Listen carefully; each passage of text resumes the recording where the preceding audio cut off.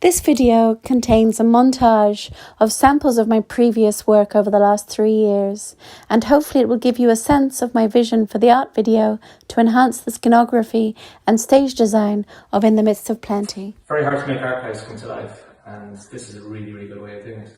It just brings everything, brings words to written words on paper. I always wish to do this in archives. It's fantastic. A shadow can neither be touched nor felt. Some have believed shadows to be disembodied spirits, whilst others have sought comfort in shadows.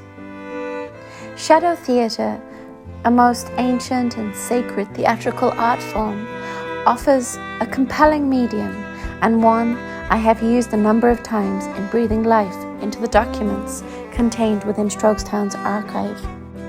I believe that if shadow theatre were used in collaboration with videography, we could create something really quite wonderful. In the Midst of Plenty is set in perhaps the most harrowing time period in Irish history.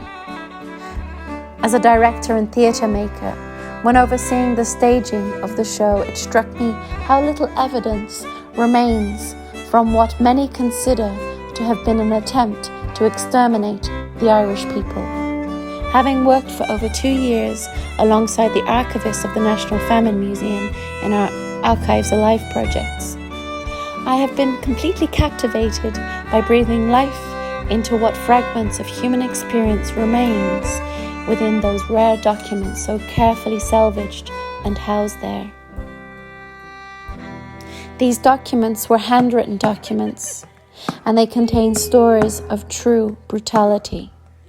Even the page on which they were written were scarce during this time period, and the overcrowded words on each page are an integral part of what we seek to deliver on our stage.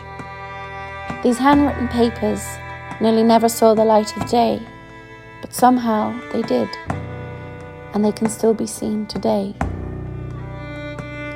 Like this production, shadows have a life of their own.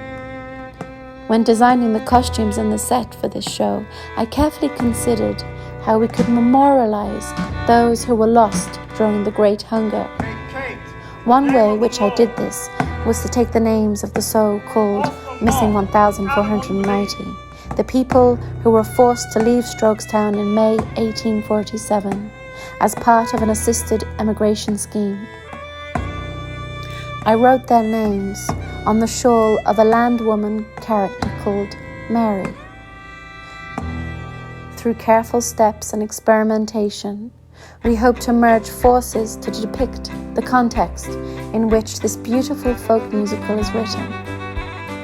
As a thoughtful, passionate, creative team, a theatre maker, videographers, a writer, and one of Ireland's most renowned famine scholars. There are many moments and many ideas that we hope to illuminate using experimental techniques. I visualize paying special attention to what it meant to write back then. I hope to focus on the actual physical walk, what it would have taken to wear shoes for the first time and to walk that long, long way from Strokestown to the ships, for which was for so many their coffin. To stand in line for soup that keeps you alive. To find one's names on an eviction notice. To find one's name on the list of those selected to sail for Canada. This can all be depicted, explored, and revealed in detail. In doing so, I think we could bring to light what still largely remains in the shadows, intentionally creating a beautiful piece of video art that does justice to Ireland's history.